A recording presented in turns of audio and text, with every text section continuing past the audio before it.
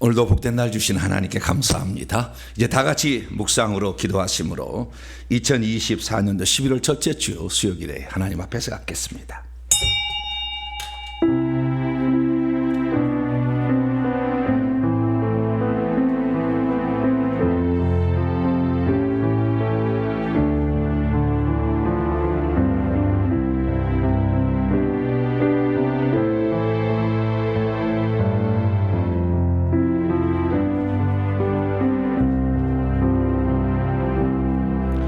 나 여호와가 말하노니 너희 우상들은 소송하라. 야곱의 왕이 말하노니 너희는 확실한 증거를 보이라. 장차 당할 일을 우리에게 진술하라. 또 이전 일이 어떠한 것도 알게 하라. 우리가 마음에 두고 그 결말을 알아보리라. 혹 앞으로 올 일을 듣게 하며 뒤에 올 일을 알게 하라.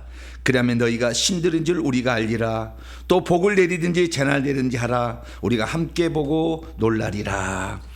자비롭고 은혜로우신 아버지 하나님, 이 세상의 모든 것의 과거와 미래를 아시고 오늘도 우리를 이끌어 가신 우리 하나님께 진심으로 감사 찬양과 영광을 올려드립니다. 전능하신 하나님만이, 모든 것을 아시는 우리 하나님만이 우리의 주인이 될 수 있고 우리의 주님이자 하나님이 되실 수 있음을 믿습니다. 귀신들에게 무당에게 속아서 얼마나 우리가 잘못된 삶을 살았는지, 조상들을 신으로 섬겨 얼마나 저주 가운데 살았는지, 이제는 모든 것에서 벗어나 온전한 하나님만 섬기게 도와주시옵고, 말씀을 통하여 온전히 하나님을 알아 우상에서 벗어나 진실로 주님을 섬기는 복된 하나님의 자녀가 될 수 있도록 도와주옵소서. 오늘도 수요일들 함께 모였사오니 오셔서 우리의 찬양과 경배를 받으시고 한량없는 은총을 베풀어 주시옵소서. 우리 주 예수 그리스도의 이름으로 기도하옵나이다. 아멘. 찬송가 91장입니다. 슬픈 마음 있는 사람 힘차게 찬송하도록 합니다. 91장을 찬송하도록 하겠습니다.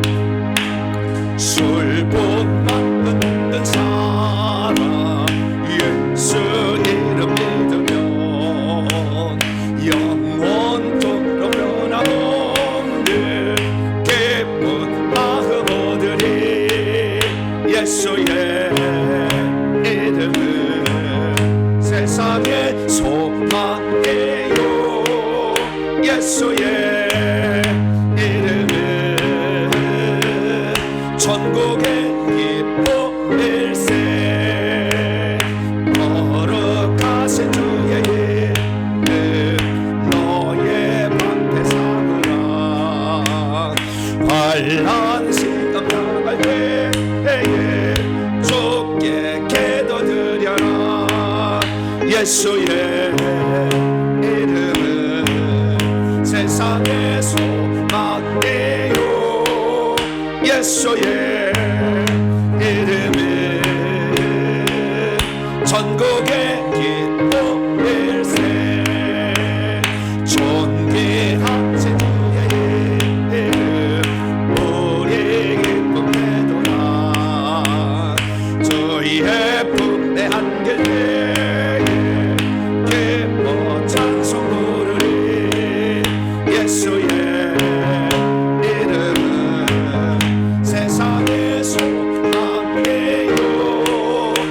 예수의 이름은 전국의 기쁨일세. 우리 함께 나가는 보좌 앞에 나아가 왕의 왕께 경배하며 열육환을 드리리. 예수의 세상의 소망이요. 예수의 이름은 전국의 기쁨. 우리 갈 길 다간 후에 우리 함께 나간 후에 보좌 앞에 나아가 왕의 왕께 경배하며 멸육관을 드리리. 예수의 이름은 세상의 소망이요 예수의 이름은 천국의 기쁨일세. 계속해서 찬송하겠습니다. 95장입니다. 나의 기쁨 나의 소망 되시며 95장을 찬송하도록 하겠습니다.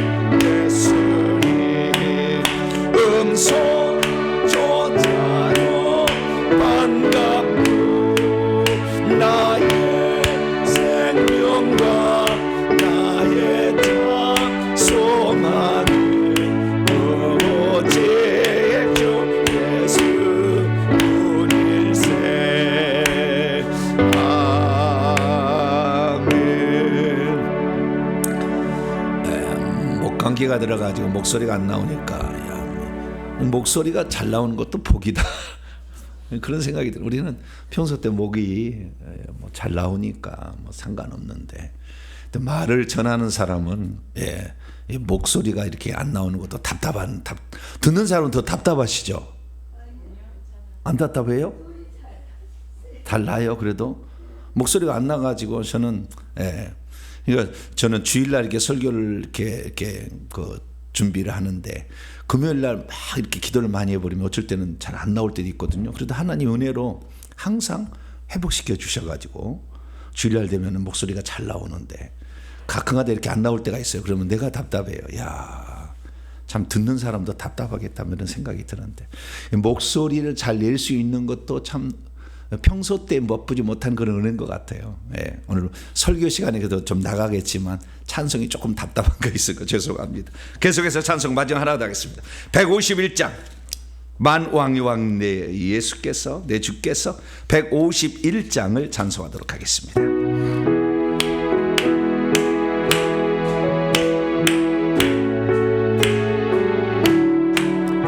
만왕의 왕 내 주께서 왜 고통당했나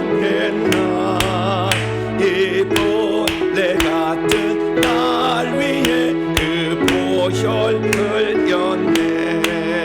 십자가 내가 처음 볼 때에 나의 맘에 큰 고통 사라져.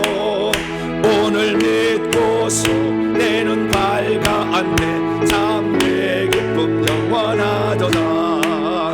주 십자가 못 박히는 속죄함 아닌가.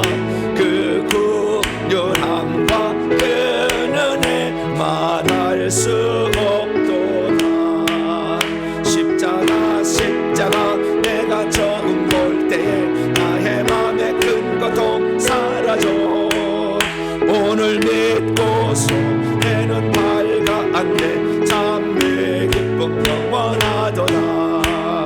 늘 울어도 그 은혜 나 갚을 수 없네. 나 주님께 못 맞춰서 주의 일 힘쓰니. 십자가 내가 처음 볼 때 나의 맘에 큰 고통 사라져. 오늘 믿고서 내 눈 밝아왔네. 참 내 기쁨 영원하. 늘 울어도 그 은혜 다 갚을 수 없네. 나 주님께 못 맞춰서 주의 길 힘쓰니.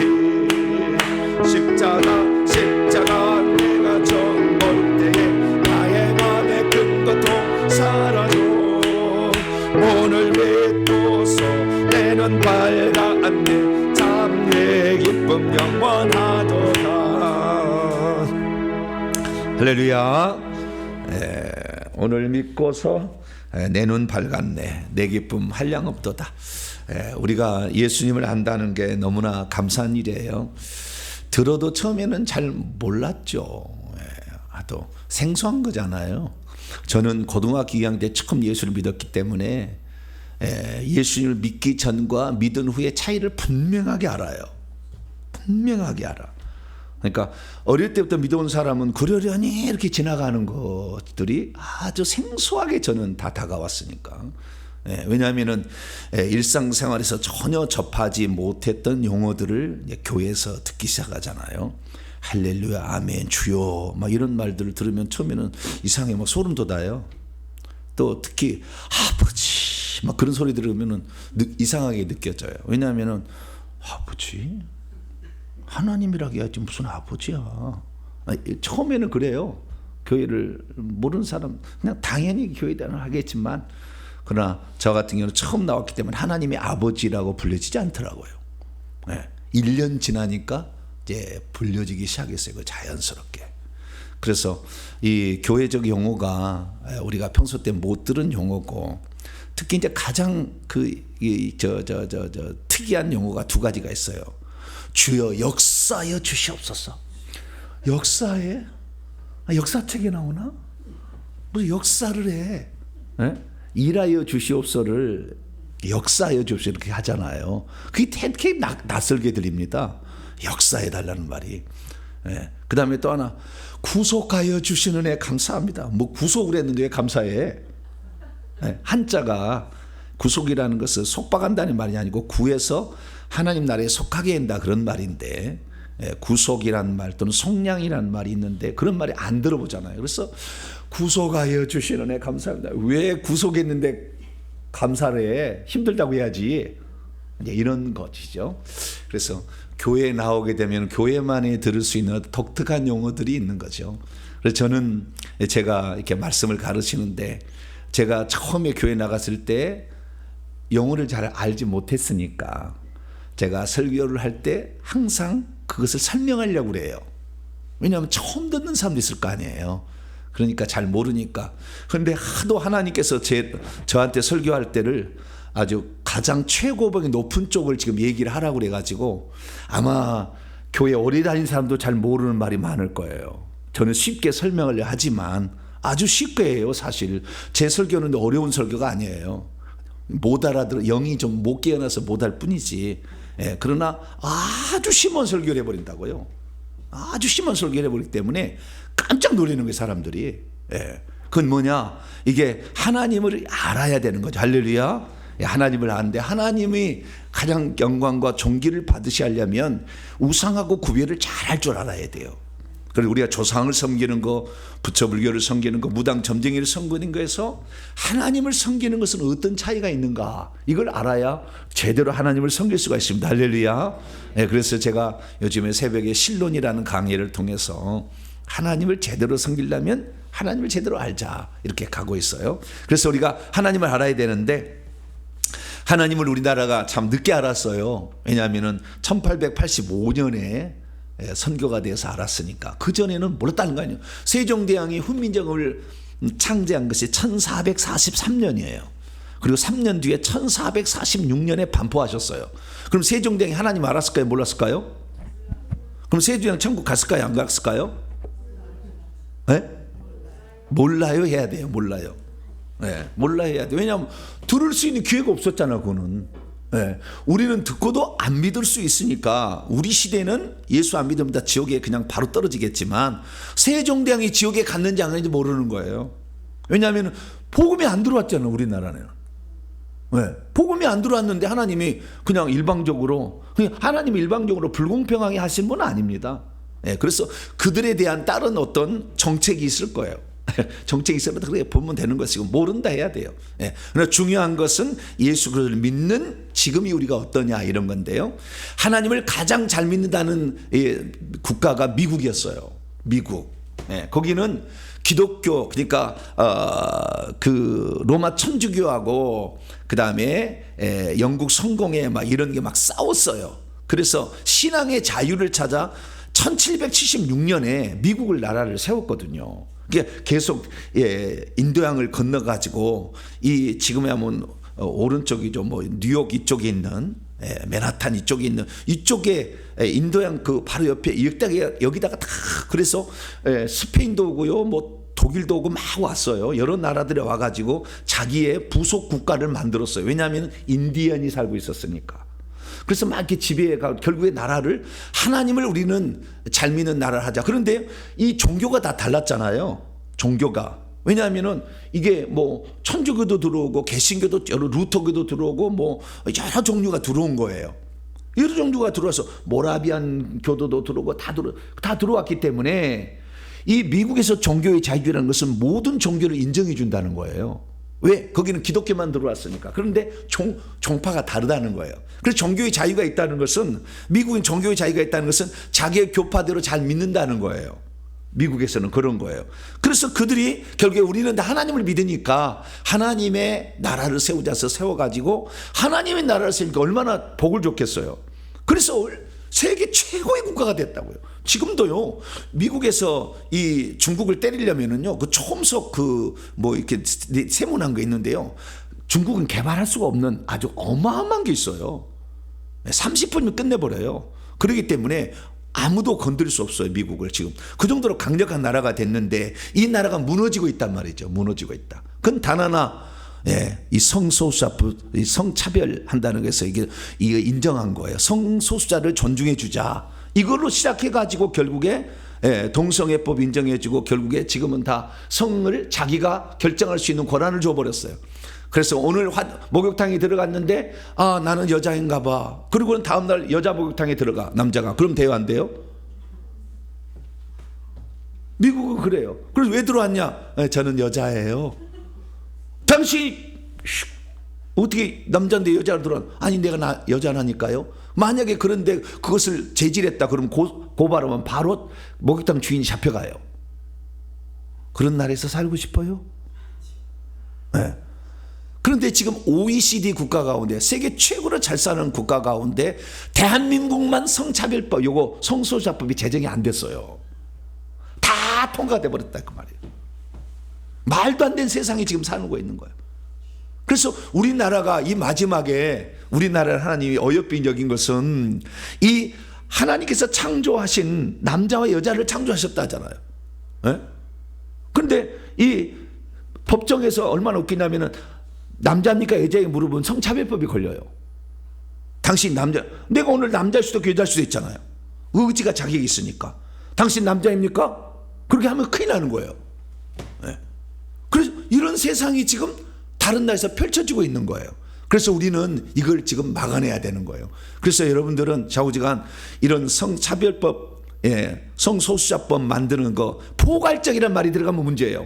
포괄적이 아닌 것은 상관없어요. 지금 다 제정돼 있거든요. 포괄적이라는 건 말이 들어가면 그때부터는 제대로 된 사람들이 이상하게 돼버리는 거예요. 여러분들은 반드시 거기에 서명하라면 서명하시고 어떤 운동을 해야 되면 운동까지 해야 돼요. 왜냐하면 정치인들이 많이 모이면 무서워하거든요. 정치인들은. 그러니까 우리는 그렇게 해야 돼. 우리는 정치하는 사람은 아니지만 이 나라를 위해서 그렇게 하는 거예요. 그래서 10월 27일 날 우리가 한번 이렇게 모였어요. 우리나라 사람이 얼마나 모였는지 모르지만 너무 많이 모여가지고 이 청와대 앞 광화문 앞에 못 모여가지고 여의도에 다 진쳤다더라고요. 그래서 뭐 수사는 110만 명 모였다고 막 그러는데 모르겠어요. 얼마나 모였는지 모르겠지만, 그래서 우리나라가 지금 마지막 보루고요. 또한 여러분이 듣고 있는 이 말씀들이 세계 최고의 말씀이에요. 이전에 어떤 신학교도 이렇게 가르치지 못했고, 여러분이 듣고 있는 말씀이 세계 최고의 말씀이에요. 천국에 가시면 확인할 수 있어요. 바로 그런 말씀이라. 그래서 우리가 지금 이 시대에 살고 있는데 이 시대에 주어진 이 은혜를 우리가 저버리면 안 돼. 할렐루야. 이것을 우리가 반드시, 그래서 세계에서 가장 하나님을 잘 섬기는 나라가 대한민국이 돼야 돼. 이제는 할렐루야. 미국에서 대한민국으로 바톤이 넘어온 거예요, 내가 봤을 때. 그래서 우리나라가 끝까지 이걸 지켜야 되는데, 나중에 이걸 우리나라를 이걸 없애려는 사람이 있을 거예요. 절대 표 찍어주지 말고 그런 사람들 잘 보셔야, 그거 하나 보셔야 돼. 그걸 보셔가지고 하나님 나라가 끝까지 지속될 수 있도록 인도해 달라. 우리가 한번 기도하시고, 북한은 자꾸 지금 러시아에 붙어가지고 지금 총알바지 시켜서 지금 북한이요 완전 날마다 통곡한다는 거예요. 그 이제는 건너서 바로 와버리잖아요. 그래서 북한에서 지금 탈북한 사람들이 보면은 난리 났다는 거예요. 그래서 북한 정권 곧 무너질 것 같다 하더라고요. 그러니까 이때 지금 김정은이가 술 퍼먹고 하나 눌러버리면 돼야 안 돼요? 네? 술 퍼먹고 아이씨 어차피 죽을 거 같이 죽자. 그리고 콱 눌러버리면 동탄은 안 떨어지겠죠? 동탄은 안 떨어질 거예요. 근데 어쨌든 이 눌러버리면 안 돼요. 그래서 하나님 이 38선을 지켜달라고 우리가 기도해야 되고, 그래서 북한이 무너지게 되면 우리나라 가서 복음을 전해서 평양에서 복음을 우리가 받았던 또 은혜를 또 갚을 그런 빚진 것도 있으니까 하나님 북한을 변화시켜 주시고 복음이 들어가게 해달라고 기도하시고, 이 회개 천국 복음이 전 세계에 들어가서 모든 교회에서 정말 그래야만 세루살렘 성 안에 들어갈 거 아닙니까? 그런 회개 천국복음이 전해줄 수 있도록, 선교센터가 속히 마련될 수 있도록, 또 여러분이 가지고 온 소원을 위해서 가족들이 다 세루살렘에 들어가게 해달라고 우리 주 한 번 부르고 이 나라 민족을 위해 기도하는데요. 미국 선거도 이제 끝났다는 거예요. 어떻게 될지는 모르겠지만 하나님 대한민국만큼은 변치 않는 나라 되길로 주 한 번 부르고 통성하며 기도하겠습니다. 주여! 아버지 하나님, 전 세계 가운데 유일하게 하나님 아버지여 진실로 하나님을 먹고 하나님의 말씀의 법칙대로 선포해도 죄가 되지 않는 나라 대한민국 한 국가밖에 없습니다.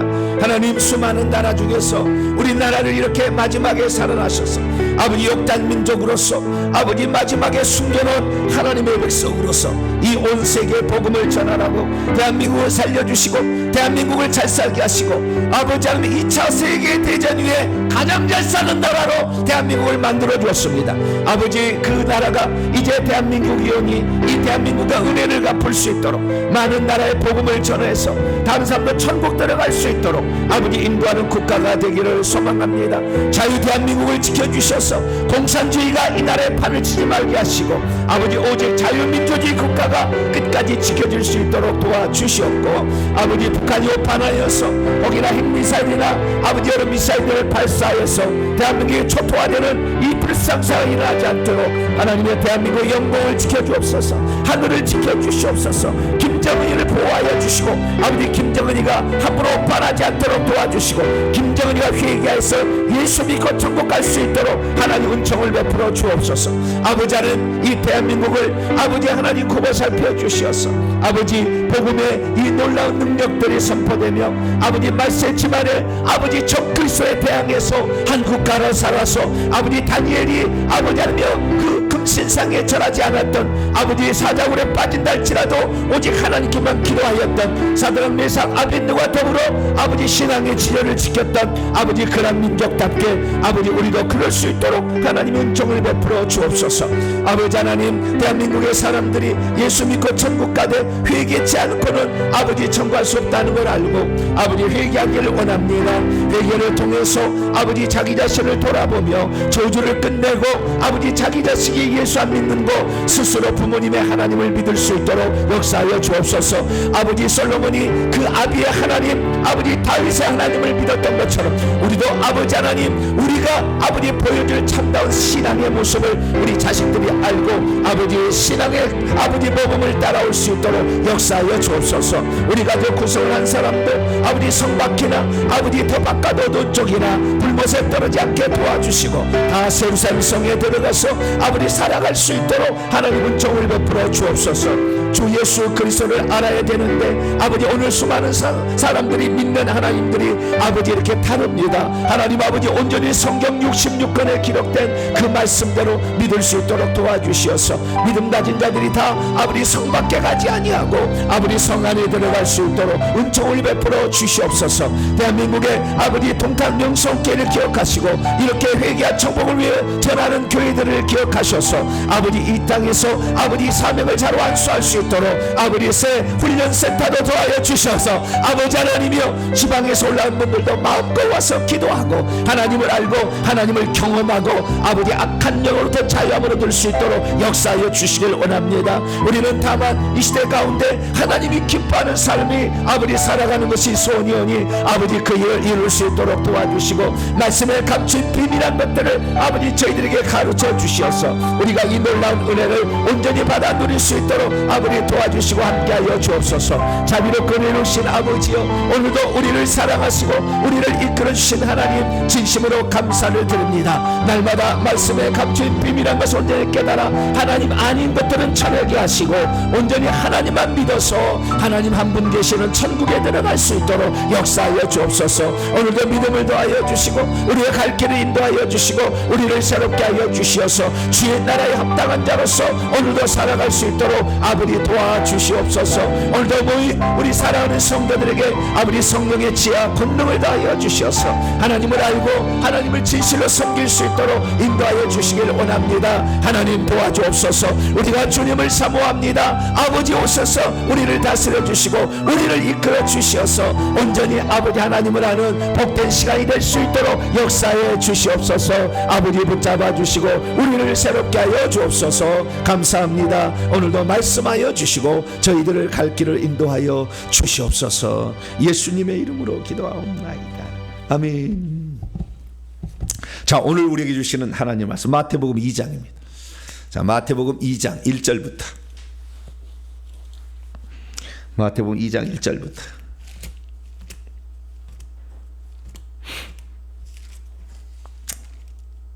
마지막 절까지 너무 잘하는 것들이라 제가 오늘은 좀 빨리 진도를 빼려고 합니다. 마태복음 강의 또 뭐 100몇 강 하면 안 들어볼 것 같아가지고 조금 더 짧게 해야 되겠다. 창세기 강의 172강은 들어보세요. 꼭 들어보세요. 날 잡아서 이건 들으셔야 돼. 맨날 며칠 들으셔야 돼. 성경 전체가 열려요. 하나님이 다 우리의 미래 신분까지 창조주 하나님 또 구원의 하나님의 천국까지 다 여정을 제가 다 넣어놨어요. 여기다가 창세기 요한계시록까지를 창세기 강에다 다 집어넣었다고요. 쭉 들어보셔야 됩니다. 자, 마태복음 2장 1절부터 23절까지 말씀인데요. 예수님의 그 탄생 후에 동방박사들의 경배와 헤롯 대왕의 그 두 사람이 학살하는 거, 다 예루살렘에 있었던 이 일과 그리고 애굽으로 도피했다가 아기 예수가 다시 고향으로 돌아가는 모습까지 자 살펴봅니다. 한 절씩 교독합니다. 헤롯 왕 때 예수께서 유대 베들레헴에서 나심에 동방으로부터 박사들이 예루살렘에 이르러 말하되 유대인의 왕으로 나시니가 어디 계시냐? 우리가 동방에서 그의 별을 보고 그에게 경배하러 왔노라 하니 헤롯 왕과 온 예루살렘이 듣고 소동한지라 왕이 모든 대지상들과 백성의 서기관들을 모아 그리스도께서 어디서 나겠느냐 물으니 이르되 유대 베들레헴이오니 이는 선지자로 이렇게 기록된 바 또 유대 땅 베들레헴아 너는 유대 고을 중에서 가장 작지 아니하도다. 내게서 한 다스리는 자가 나와서 내 백성 이스라엘의 목자가 되리라 하였음이니이다. 이에 헤롯이 가만히 박사들을 불러 별이 나타난 때를 자세히 묻고 베들레헴으로 보내며 이르되 가서 아기에게 대하여 자세히 알아보고 찾거든 내게 고하여 나도 가서 그에게 경배하게 하라. 박사들이 왕의 말을 듣고 갈새 동방에서 보던 그 별이 문득 앞서 인도하여 가다가 아기 있는 곳 위에 머물러 서 있는지라. 그들이 별을 보고 매우 크게 기뻐하더라. 집에 들어가 아기와 이 아기라는 말 있잖아요. 이 아기라는 말을 헬라 원문으로 보면 파이디온 이렇게 돼 있어요. 이 파이디온은 7세 이하의 아이들을 지칭하는 건데 갓난아기부터 다 말할 수 있는 그런 단어예요. 파이디온. 근데 보통 파이디온은 꼬마를 지칭하는 표현입니다. 근데 이거 꼬마라고 나오는 거예요. 원문에는 아기라고 안 나오고. 그건 의미가 다 있는 거예요. 다시 제가 11절 읽습니다. 집에 들어가 아기와 그의 어머니 마리아가 함께 있는 것을 보고 엎드려 아기께 경배하고 보배압을 열어 황금과 유향과 몰약을 예물로 드리니라. 그들은 꿈에 헤롯에게로 돌아가지 말라 지시함을 받아 다른 길로 고국에 돌아가니라. 그들이 떠난 후에 주의 사자가 요셉에게 현명하여 이르되 헤롯이 아기를 찾아 죽이려 하니 일어나 아기와 그의 어머니를 데리고 애굽으로 피하여 내가 내게 이르기까지 거기 있으라 하시니 요셉이 일어나 밤에 아기와 그의 어머니를 데리고 애굽으로 떠나가 헤롯이 죽기까지 거기 있었으니 이는 주께서 선지자를 통하여 말씀하신 바 애굽으로부터 내 아들을 불렀다함을 이루려 하심이라. 이에 헤롯이 박사들에게 속은 줄 알고 심히 노하여 사람을 보내어 베들레헴과 그 모든 지경 안에 있는 산의 아이를 박사들에게 자세히 알아본 그때를 기준하여 2살부터 그 아래로 다 죽이니 이에 선지자 예레미야를 통하여 말씀하신 바 라마에서 슬퍼하며 크게 통곡하는 소리가 들리니 라헬이 그 자식을 위하여 애곡하는 것이라. 그가 자식이 없으므로 위로받기를 거절하였도다 함이 이루어졌느니라. 헤롯이 죽은 후에 주의 천사가 애굽에서 요셉에게 현몽하여 이르되 일어나 아기와 그의 어머니를 데리고 이스라엘 땅으로 가라. 아기의 목숨을 찾던 자들이 죽었느니라 하시니 요셉이 일어나 아기와 그의 어머니를 데리고 이스라엘 땅으로 들어가니라. 그러나 겔라우가 그의 아버지 헤롯을 이어 유대 임금됨을 듣고 거기로 가기를 무서워하더니 꿈에 지시함을 받아 갈릴리 지방으로 떠나가 같이요 나사렛이란 동네에 가서 사니 이는 선자로 하신 말씀에 나사렛 사람이라 칭하리라 하심을 이루려 함이러라. 아멘. 기도하겠습니다. 자비롭고 은혜로우신 아버지 하나님, 감사 찬양과 영광을 올려드립니다. 하나님 말씀 가운데 감춰진 비밀한 것들, 영으로 깨달아야 될 것들, 또 우리가 알아야 될 성경의 기본 지식들, 그래서 우리의 믿음의 생활에 필요한 양식들을 오늘도 공급받기를 원합니다. 성령의 지혜로 깨우쳐 주시옵소서. 우리 주 예수 그리스도의 이름으로 기도하옵나이다. 아멘. 오늘 시간에는 마태복음 강의 6번째 시간입니다. 동방박사들의 경배와 애굽으로의 피신 및 나사렛 사람의 비밀이란 제목으로 함께 말씀의 은혜를 나누기를 원합니다. 마태복음 강의 아주 중요한 겁니다. 강의 복음서 중에서 우리가 사복음서 공관복음서라는 마태마가 누가 가운데 한 개 복음서는 우리가 다 한번 들어볼 필요가 있고요. 요한복음은 따로 들어야 돼요. 그것은 사복음서 넷째 복음서인데 이게 차원이 좀 달라요.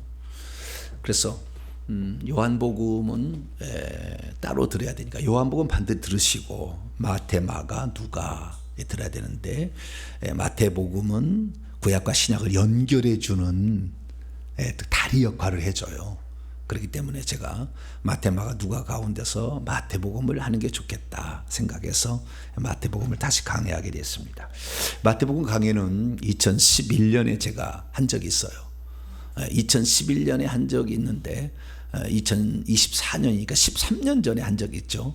근데 거기보다 한층 업그레이드 되게 지금 말씀을 전해드리겠습니다. 엄청난 많은 계시의 진전들이 있었어요. 그래서 이제 그때보다도 더 성숙하고 더 완전에 가까운 이런 말씀을 오늘 듣게 되겠습니다. 우리는 마태복음 1장을 강의를 통하여서 예수 그리스도의 족보에 관한 이야기, 그 다음에 탄생에 관한 이야기를 살펴봤습니다. 예수 그리스도가 족보가 필요한 것은 신화적 인물이 아니니까, 그리고 약속의 자손이다. 아브라함과 다윗에게 약속했던 자손이다. 근데 마태복음은 그렇지만 누가복음을 보니까 마태복음은 아버지 법적 혈통인 요셉의 족보였고, 누가복음 3장에 보니까 마리아의 족보였다라는 걸 우리가 살펴봤죠. 그래서 우리는 그 아브라함과 다윗의 씨로 오신 예수 그리스도와 창세기 3장 15절 여자의 씨 마리아 씨로 오신 예수 그리스도에 대하여 우리가 살펴봤습니다. 이제는 태어나신 후의 일들을 이제 보게 되는데요. 이 태어나신 후에 동방 박사들이 와서 경배하러 왔다는 거예요. 그거고요. 근데 누가복음에는 태어나던 날의 경배가 나와요. 태어나던 날에 아무도 경배하는 사람이 없었죠. 왜냐하면 예수님이 누군지 잘 모르니까. 그리고 또 요셉이 자기가 살던 그 나사렛에서 애를 낳은 게 아니라 본적을 찾아간 거 아니에요. 따로 고향을 찾아간 거 아니에요. 근데 뭐 고향은 요셉이 거기서 뭐 살았던 적이 없었을 거라고 추정이 돼요. 그의 아버지가 나와서 갈릴리의 나사렛에서 살았다가 거기서 요셉을 낳아서 요셉이 컸을 거라고 추정이 되니까. 그래서 아마 거기에서는 아마 만약에 요셉이 아는 사람이 있었다면 마리아를 데려갔을 때 그 집에 갔겠지. 마구간에 갈 리가 없겠죠. 뭐 아는 사람이 없으니까 여관집에 들어갈 수밖에 없었으니까. 아버지는 아는 사람이 혹시 이모 뭐 이런 사람이 있었겠지만 요셉은 이제 그런 잘 모르기 때문에 그래서 누가복음 2장에 보게 되면 예수님이 그 호적하러 갔다가 해산할 날이 자기 안에 마리아가 해산할 날이 차서 있는데 집이 없어가지고 전부 여관, 그러니까 사람들이 다 여관도 가득 차버린 거예요. 왜? 전부 호적하러 다 왔으니까. 모든 사람들이 다. 그래가지고 여관지를 못 얻어서 결국에 마구간에서 결국에 아기가 태어났다는 것을 보도하고 있고, 태어났는데도 불구하고 아무도 경배하러 예수님이 이 땅에 오신 게 얼마나 중요합니까?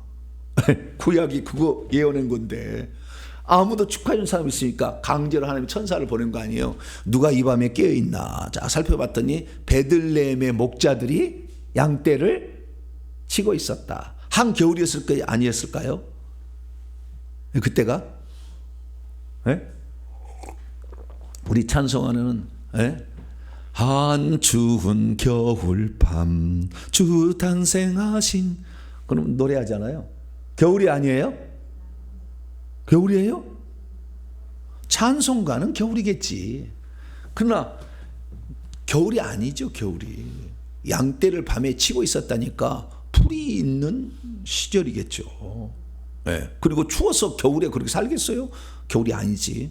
그러니까 봄철이나 뭐 이런 시즌이었다고 볼 수가 있는. 그러니까 우리가 지금 12월 25일 날 그거 지키는 것은 다 가짜예요, 가짜. 왜냐하면은 우리가 옛날에 6.25 때 자기 아버지가 전쟁 나갔는데 돌아가셨어요. 근데 찾을 길이 없어. 시체를 어디서 돌아가셨는데 몰라. 군번줄이라도 뭐 어떻게 알아야 되는데 그냥 어떻게 해서 그냥 없어졌어. 그러면 가묘를 만들잖아요. 가묘. 아버지가 돌아가셨어. 안 오시니까. 몇십 년 기도 안 오시니까 가묘를 만들어서 아버지 묘. 근데 아버지의 시체가 거기 있어요, 없어요? 없죠. 그런 거죠, 뭐. 그래서 우리가 12월 25일을 성탄절로 지키는 것은, 이것은 없으니까 그날을 정한 거예요. 없으니까. 저희 집안도 저희 집도 그러는데요. 저희 그 아버지의 아버지, 할아버지가 계셨는데 이 할아버지가 일찍 돌아가셨어요. 우리 아버지를 낳고 바로 얼마 뒤에 돌아가셔 버렸어요. 이렇게 잘못된 그 조상의 저주가 있어요. 예, 무당 신내림을 받은 뭐가 좀 있어요. 그래가지고 무당은 아니었지만 거기서 그 죄값으로 아마 할아버지가 죽은 것 같아요. 그래서 그 할아버지가 돌아가셔가지고 할머니를 출가를 시켰어요. 출가를 시켰어. 근데 그 할머니가 언제 돌아가셨는지는 몰라. 왜? 연락이 안 오니까. 그러면은 제사를, 할아버지는 돌아가 제사를 지내는데 할머니 제사는 드릴 수가 있어요? 모르죠. 근데 안 와, 연락이. 그래서 돌아가시기 제가 1년 전인가 제가 마지막으로 뵀어요. 제가 저만 봤어요. 우리 가족 중에서. 왜냐하면 거기에 결혼해서 난 자식이 찾아왔더라고. 그러니까 제로 말하면은 작은아버지 뻘된 사람이 찾아왔어. 우리 할머니가 난 결혼해서 다시 가서 난 자식이 찾아왔어. 그래서 알았어요. 그래서 저는 할머니가 돌아가셨다고 해서 난 돌아간 줄 알았어요. 왜냐하면은 할아버지 제삿날에 같이 제사를 지냈어요. 저는 18살까지 예수를 안 믿었습니다. 예. 그래서 할아버지 제삿날에 할머니 제사도 드리는 거예요. 그래서 왜 그런지 물어봤어요. 왜 같이 제사를 지냅니까? 그랬더니 할머니 제사 돌아간지는 모르니까 그날로 그냥 정해서 한다. 그렇게 얘기하더라고요. 그래서 그렇게 알아. 마찬가지예요. 예수님이 탄생한 날이 언제일까요? 12월 25일이 아닌 것은 분명해. 네, 그날이 아닌 건 분명해. 근데 있다고 말해요. 그래서 이번 이제 성탄절 다음 달에 이제 대강절이 들어가게 되는데요. 제가 대강절 때는 성탄절이 언제인지 정확한 날짜를 말씀을 드릴게요. 나와요. 나와. 성경 기록과 역사의 기록을 살펴보면 그것은 다음을 기대하시라. 한 달 뒤를 정확한 날짜를 제가 알려드릴게요. 근데 분명한 것은 12월 25일 아니에요. 근데 12월 25일 하는 것은 한 해의 마감을 하는데 상수라고도 많이 연결되어 있는 것 같기도 하고, 특별히 12월 25일은 태양신의 아들이 태어난 날이에요. 그래서 그날을 천주교가 그대로 가져왔거든. 그래서 그것을 그대로 태양신을 섬긴 사람들을 기독교로 포섭하기 위해서 예수님은 태양이다. 하나님은 태양이고 하나님의 아들은 태양신의 아들이니까 그날 탄생하신 날을 섬기자 해가지고 12월 20일 섬긴 거예요. 그러니까 12월 25일 일종의 가짜예요, 가짜. 그런데 정확한 날짜를 모르니까, 안 알려졌으니까 그 날을 정해서 한 거죠. 그래서 우리가 그 예수님의 탄생 때는 그날을 잘 모르는데, 중요한 것은 그날 호적하러 갔다는 그 역사적 배경이 나와요. 그걸 찾아갈 수가 있어요. 호적하러 갔다는. 그래서 가이사 아우구스토가 통치하던 거, 구레네가 수리아 총독됐을 때 처음 호적한 것이라는 그 역사적 배경이 있어요. 그리고 그러고 있어가지고 탄생할 때 아무도 축하해 준 없으니까 밤에 양떼 치는 목자가 갔다가 축하해 줬어요. 그 축하하는 것은 당일날인 거예요. 당일날. 아시겠죠? 당일날 축하한 것이고, 오늘 마태복음 2장 1절에 12절에 나오는 동방박사들의 경배는 당일날 한 게 아니에요. 당일날 한 게 아니에요. 그 좀 지났어요, 시간이. 조금 지난 다음에 한 거예요. 좀 지난 다음에 동방박사가 찾아온 거예요. 그래서 마국간에 경배하러 간 것처럼 나오죠, 영화 보면은. 안 그런가? 그렇죠? 마국간에 동방박사가 치렁치렁 옷을 입고 말이죠. 이게 뭐 어떤 데는 왕관도 썼어. 그래가지고 이렇게 오잖아, 막 이렇게. 그게 이제 일반적으로 알려진, 우리가 뭐 옛날에는 성국도 했어요. 저 성탄절 때. 그러면 동방박사 막 치렁치렁 하고 막 했잖아요. 그래가지고 이랬는데 마국간에 간 건 아니에요. 이거 마국간이 아니라고 나오니까 아예. 자, 어디로 갔는가 봅시다. 자, 11절입니다. 11절. 시작. 집에 들어가 아기와 그의 어머니 마리아가 함께 있는 것을 보고 엎드려 아기께 경배하고 보비압을 열어 황금과 유황과 몰약을 예물로 드리라. 어디에 들어갔어요? 집에 들어갔다. 집에. 마국간에 들어간 게 아니라. 그러니까 애를 낳아야 되는데 아예 그냥 낳을 수 있는 형편이 안 됐어. 여관도 없었어. 그래서 어쩔 수 없이 마국간에 낳았으나 호적하고 다 갔을 거 아니에요. 호적하고 호적하고 갔는데 이제 집이 비었을 집도 있을 거 아닙니까? 그러니까 이제 호적하고 간 다음에는 집이 헐렁하니까 있으니까 어떤 집에 들어가서 요양을 애 낳고 하는 걸 뭐라고 하죠? 산후조리. 할렐루야. 네, 산후조리를 하고 있는 그런 시즌에 일어난 일을 얘기하고 있다. 아시겠죠? 네, 그래서 좀 다르다. 예. 그리고 또 이 1절에 그렇게 얘기를 하고 있습니다. 1절에 뭐라고 얘기하고 있느냐? 헤로드 왕의 날들 안에서 예수께서 유대 베들레헴 안에서 태어나시게 되신 후에 겟나오가 나와요. 아버지께서 자식을 보신 후에 보라.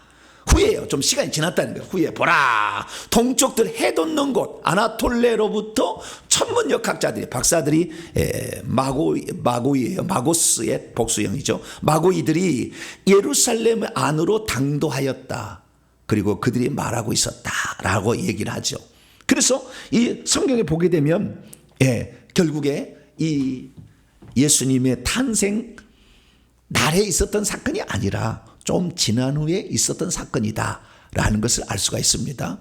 그러면 왜 하나님께서는 동방박사들을 이곳에 보냈을까요? 우연은 없을 거 아니에요? 이 보낸 이유가 있을 거 아니에요? 이 사람들이 그냥 올 리가 없죠. 네. 그래서 우리의 예수님에 관한 모든 것들은요, 우연은 하나도 없어요. 다 어떤 이유가 있다 그 말이죠. 이유가 왜 동방박사들이 와서 경배하러 왔? 좀 늦었지만 당일날 아니지만 좀 늦었지만 아기 예수 탄생을 축하하러 시키면 축하 사절단을 보낸 거 아니에요? 축하 사절단을 보냈는데 왜 이들이 오게 되었는가? 우리는 이걸 한번 생각해 봐야 되는 것이고요. 그 다음에 이 예수님의 탄생을 바라보는 이스라엘 백성들의 자세와 이방인의 모습이 어떻게 다른가를 알아야 돼요. 자, 우리가 잘 압니다. 이거 설명 잘 안 하겠습니다. 이 예수님께서 태어나셔서 동방박사가 찾아와 가지고 이 예수님의 탄생했다는 것을 유대인의 왕의 탄생을 알려줬지만 이 이스라엘 사람들은 알았어요? 몰랐어요? 몰랐지. 몰랐어. 탄생하는데도 몰랐다 그 말이에요. 칠흑 같은 어둠이 그냥 덮고 있었어요. 완전히. 온 이 세상도 마지막 세상은요, 칠흑 같은 어둠이 덮어서요, 다 지금 동성애를 다 덮어버리는 거예요. 대한민국은 빛이 조금 날라고 그래. 할렐루야. 다 덮어버렸어. 캄캄한 때 오는 거예요. 캄캄한 밤중에 오는 거예요. 그래서 이 주님이 그 초림하실 때 그때 모습을 보면, 근데 이 밤에 찾아왔다는 것은 이스라엘이 뭐예요? 밤이었다는 거잖아요. 이것은 그냥 단지 그냥 밤이었다가 아니라 목자들도 밤에 가서 경배하죠. 이스라엘 나라가 온통 암흑천재였다는 거예요. 영적으로. 암흑천재였다는 거예요. 다. 왜? 몰라. 관심 없다 그 말이에요. 그렇게 바라는 이스라엘 백성이었지만 이렇게 그걸 잘 몰랐다는 거예요. 그래서 우리는 여기서 알아야 될 게 뭐냐면 이스라엘 백성이 이렇게 이 진짜 바라는 메시아의 탄생을 기다리고 있었음에도 한 놈도 몰랐다는 거 아니에요. 그게 참 아이러니야, 아이러니. 오히려 이방인이 뭘 알아? 이방인은 알지도 못했어. 그냥 별 따라서 왔대. 그의 별이라고 합니다. 뭐라고요? 그의 별. 자, 그의 별을 따라왔어요. 자, 9절. 9절 말씀을. 9절 말씀 보면 그들이 왕의 말을 들은 후에 갔다. 그리고 보라 동쪽, 제가 헬라 직역에 씁니다.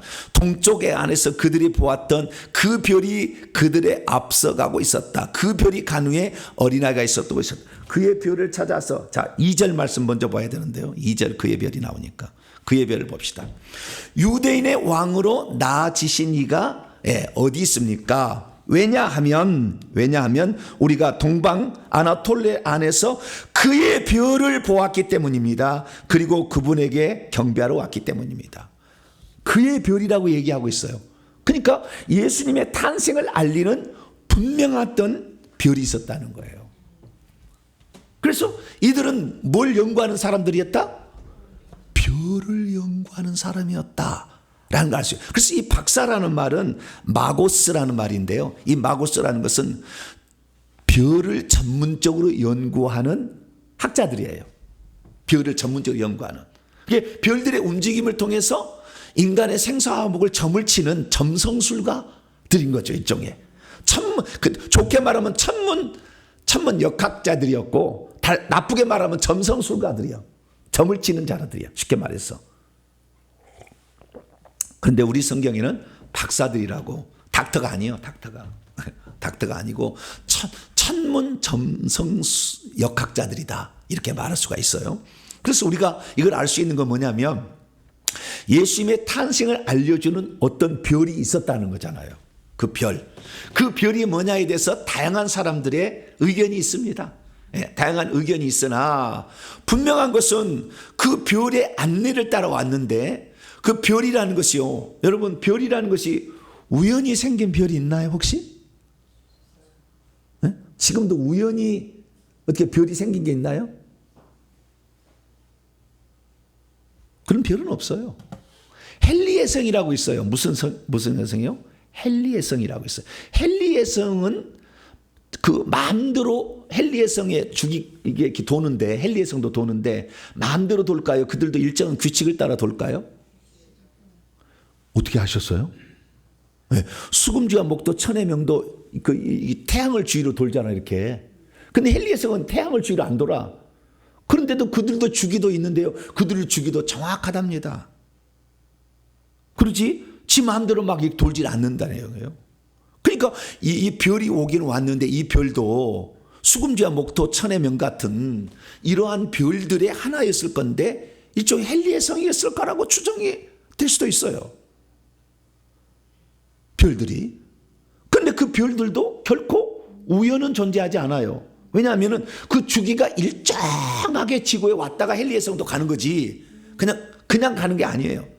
그래서 메시아를 알려주는 별이 있었는데, 이 메시아를 알려주는 별이 목성이었다고 주장하는 사람도 있고, 어떤 사람은 헨리의 성이다 주장하는 사람도 있으나, 저는 그의 별이 있었는데 몰라, 어떻게 된지는. 내가 천문학자면 다 연구 조사해버렸을 거예요.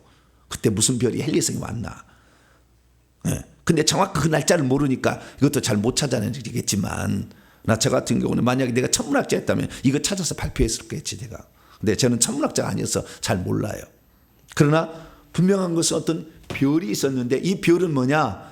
징조를 가르쳐 준다는 거예요. 뭐라고요? 징조. 자, 창세기 1장.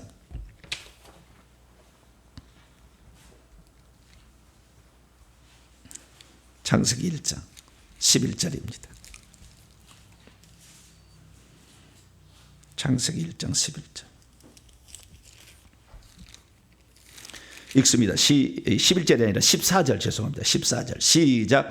하나님이 이르시되 하늘의 궁창에 광명체들이 있어 낮과 밤을 나뉘게 하고 그것들로 징조와 계절과 날과 해를 이루게 하라. 하늘의 광명체라는 것은 해와 달과 별들을 가리키는 건데, 이것들이 있음으로 인하여 해는 아시죠? 지구가 태양을 한 바퀴 도는 것. 날은 지구가 하루에 한 바퀴 돌면 날과 밤이 바뀌는 거.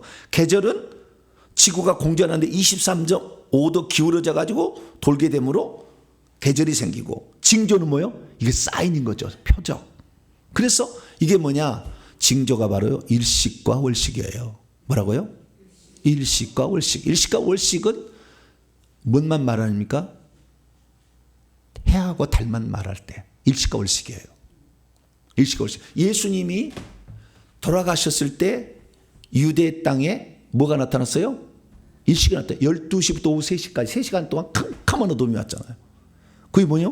그날 일식이 있었어요. 유대 땅에 일식이. 달이 태양을 가려버렸어요. 그래서 어둠이 찾아. 왜? 지금은 어둠의 때다. 사탄이 활동할 때다.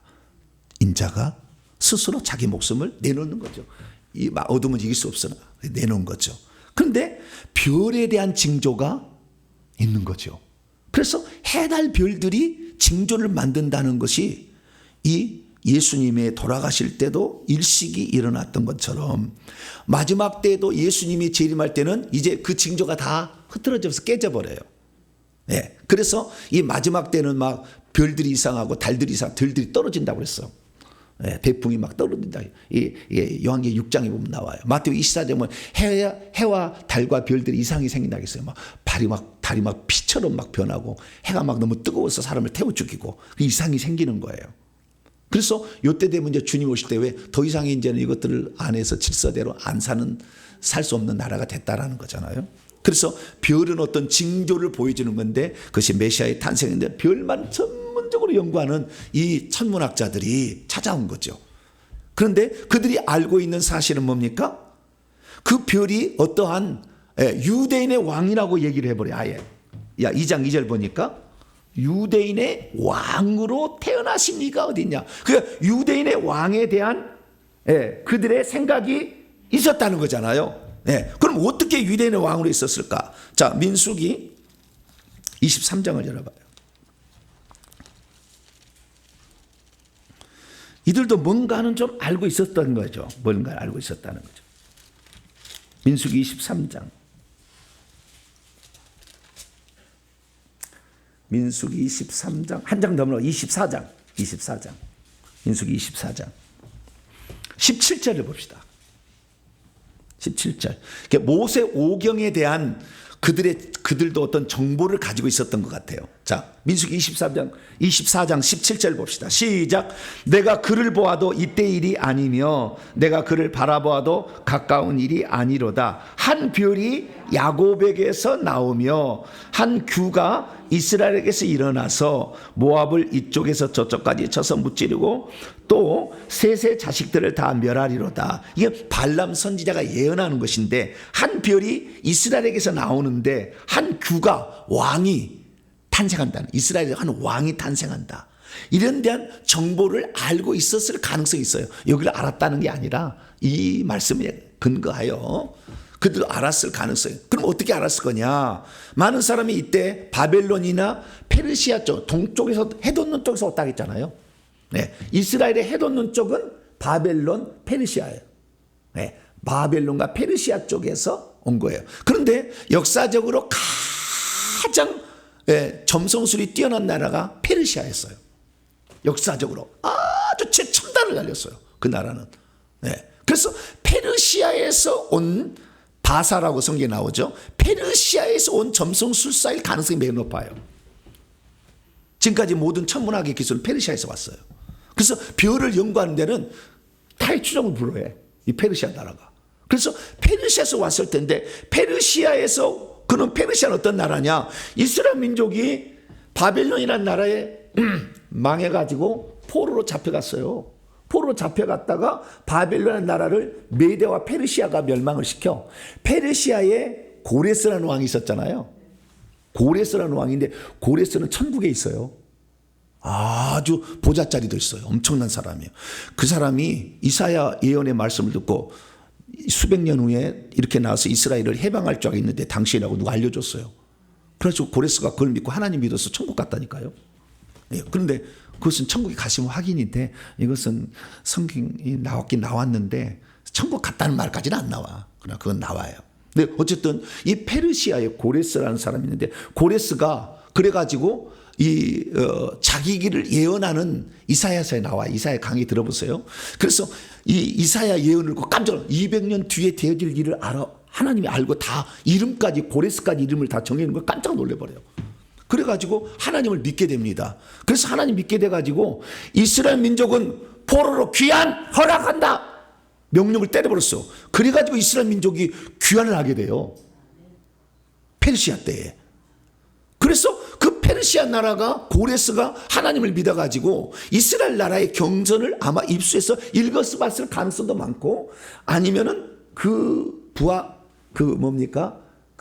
중요한 관직하는 천문학자들한테 읽어봐라. 이렇게 했을 가능성도 있어요. 그래서 이 내용을 알았을 가능성도 없지 않아 있다. 그래서 이스라엘 민족에 장차 한 왕이 태어난다. 그런데 별만 전문적으로 연구하는데 틀림없이 이것은 왕의 탄생을 알린다.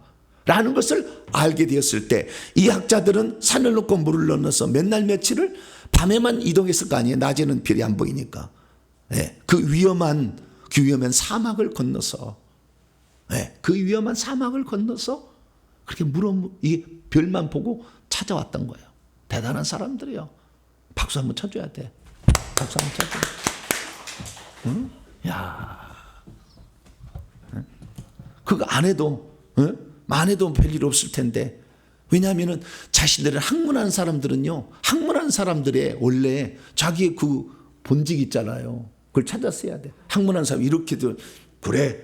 우리가 이 세상에 태어나서 유대인의 왕으로 태어나신 이를 알리라고 우리를 학문시켰어. 할렐루야. 우리가 다 갔다는 거 아니에요.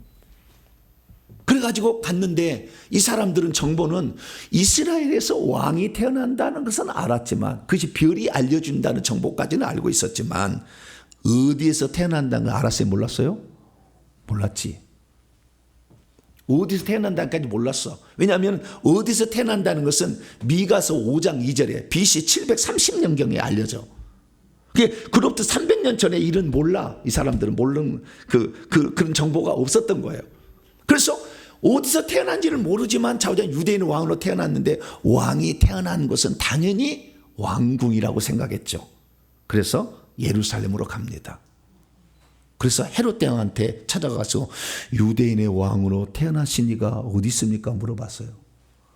헤롯 대왕이 어떻게 생각했을까요? 이때 이 얘기를 듣고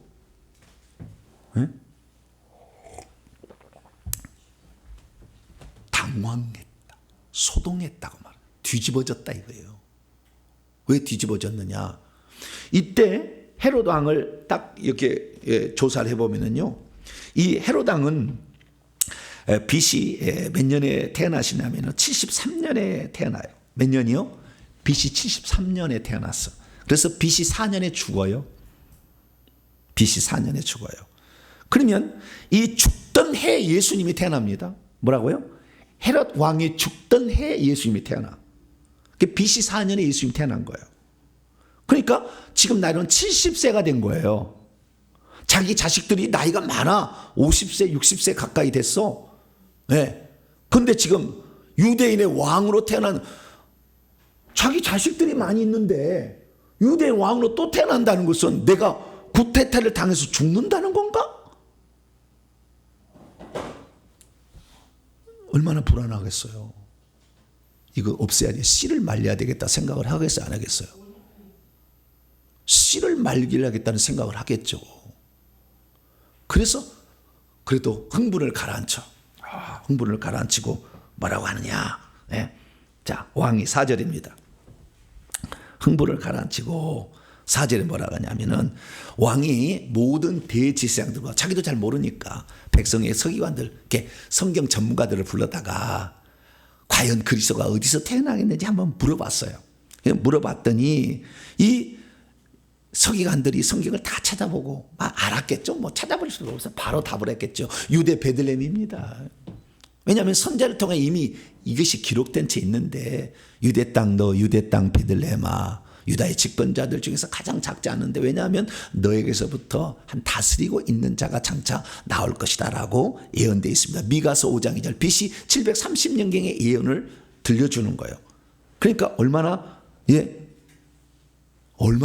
이제 이게 지금 동방 박사들은 예수님이 어디서 태어난지를 몰라.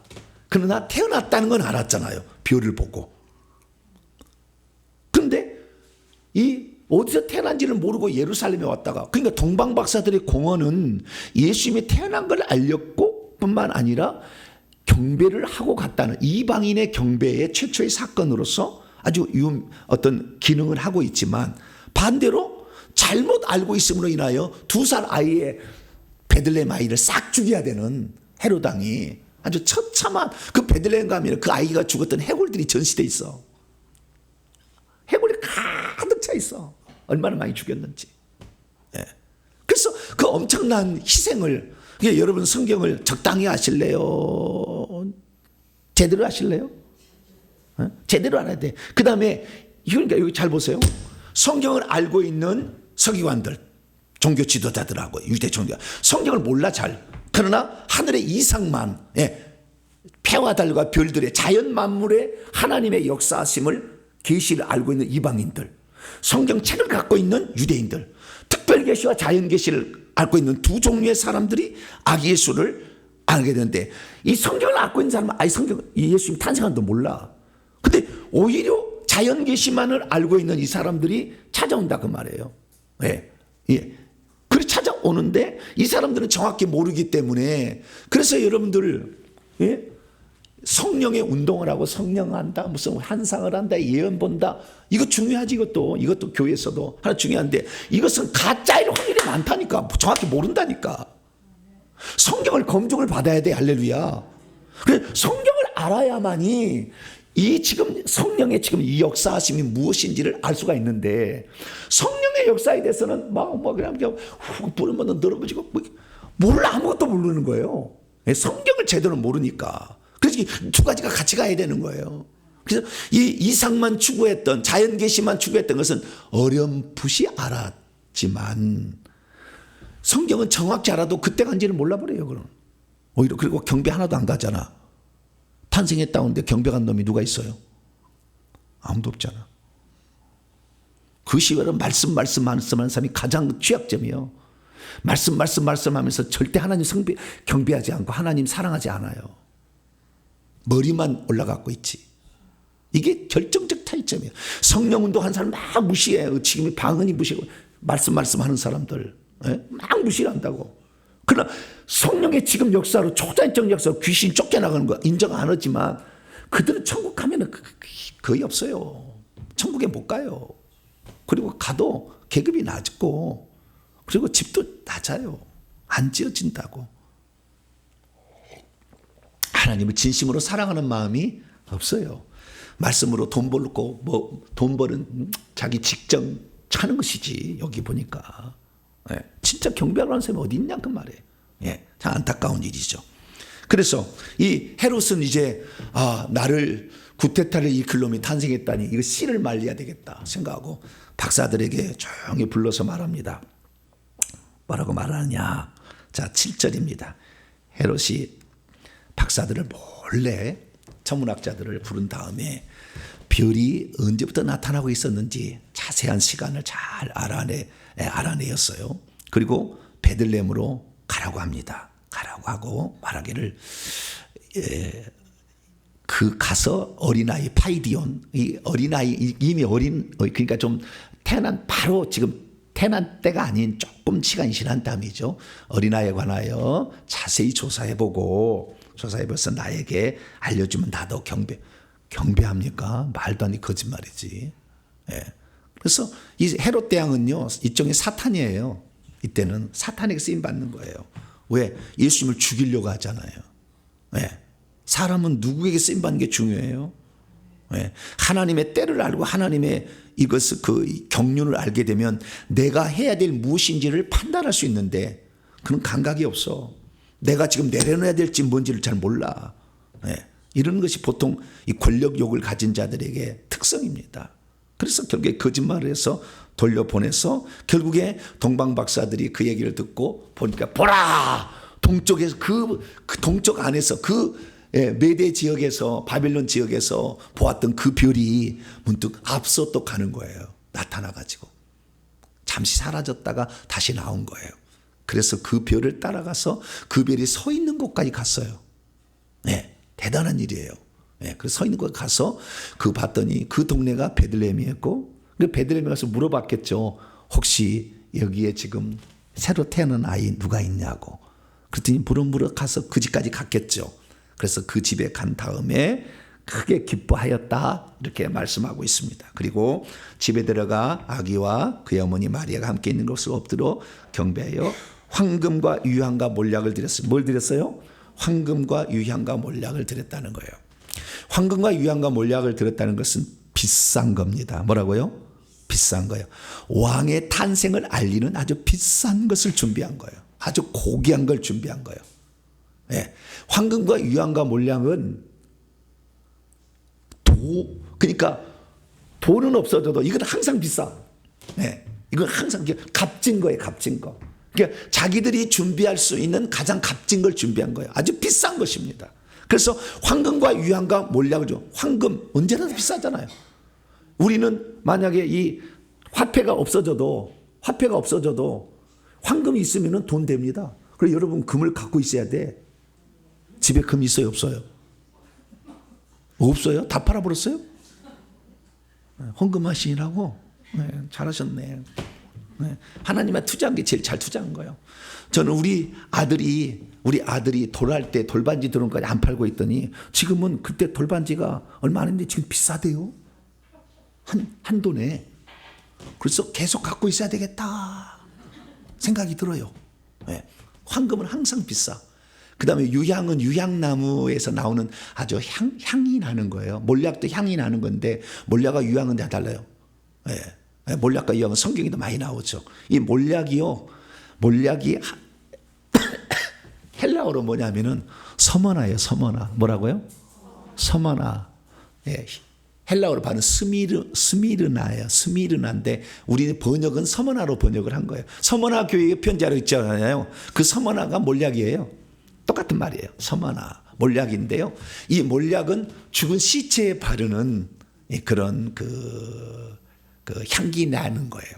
향기 나는 거. 이것을 태우면 그런 향기가 나는 거죠. 그래서 유향과 몰약은 다 비싼 거였다라는 것을 드립니다. 그러니까 왕의 탄생에 합당한 예물을 드렸다라는 것을 알 수가 있고요. 영적 의미는 여러 가지로 풀릴 수 있겠죠. 황금은 순수한 믿음 또는 그리스도의 신성 말할 수 있겠고, 그 다음에 유향은 그리스도의 향기 나는 생애, 몰약은 그리스도의 죽음, 이런 식으로 뭐 여러 가지 설명을 할 수 있겠어요. 그러나 중요한 건 뭐냐면 아주 비싼 것을 가져왔다라는 거죠. 우리 예수님은 그 예수님의 합당한 예물을 드려야 돼요. 오늘날 예물 드리는 거 보면 사람들이요 좀 이렇게 드려요. 그건 아니다 싶어요. 너무 우리가 예물에 합당한 그런 삶을 또 우리가 드려야 되지 않겠나라는 그런 생각이 듭니다. 그래서 이렇게 해서 드렸습니다. 자, 여기서 알 수 있는 가장 핵심적인 것은 결국에 자연계시와 특별계시가 합쳐져야 예수님의 탄생이 축하가 된다는 거예요. 특별계시만 알고 있는 사람은 경배하지도 않아. 자연계시 알고 있는, 또 이것을 다르게 하면은 성경책을 알고 있는 유대인과 성경책을 모르고 있는 이방인, 그래서 동방박사들의 경배가 있는 것은 예수 그리스도는 유대인을 위한 왕일 뿐만 아니라 이방인을 위한 왕도 되신다. 할렐루야. 우리 구주는 유대인과 이방인의 다 구주가 되신다라는 것을 알려주려고, 특별히 유대인들 중에서도 소외되고 못 살고 가난한 자들, 목자들이잖아요. 잘 먹고 잘 배운 서기관과 바리새 대상은 하나도 안 섬기잖아. 그래서 예수님께서 이 땅에 오셔서 말하기를 나는 이스라엘 집에 잃어버린 양이만 보내는 바다에서 가난하고 병들고 소외되고 세리, 그 다음에 이런 그 아픈 자들, 고통받는 자들에게 복음을 전해줬어요. 똑같은 이치입니다. 우리가 이 땅에 살 때 너무 똑똑하고 자기 지식 자랑하면 주님 못 만나. 경배 안 해.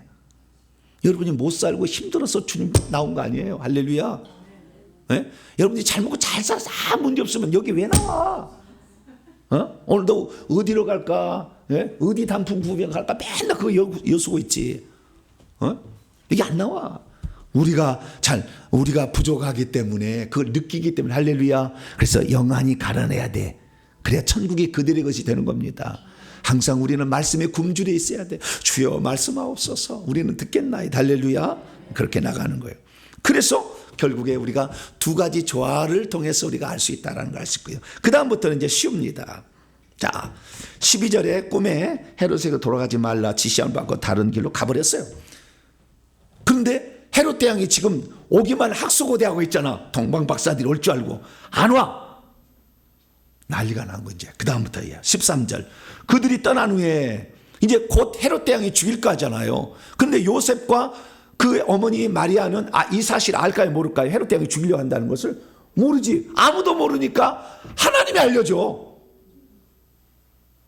왜? 알 수 있는 방법이 없잖아. 왜? 그러니까 하나님 알려주는 거야. 13절입니다. 13절. 13절에 보니까 그들이 돌아간 후에 한 주의 천사가 요셉에게 꿈을 따라 나타나게 말합니다. 빨리 일어나라. 그래서 어린아이와 그의 어머니를 데리고 애굽 땅으로 도망해라.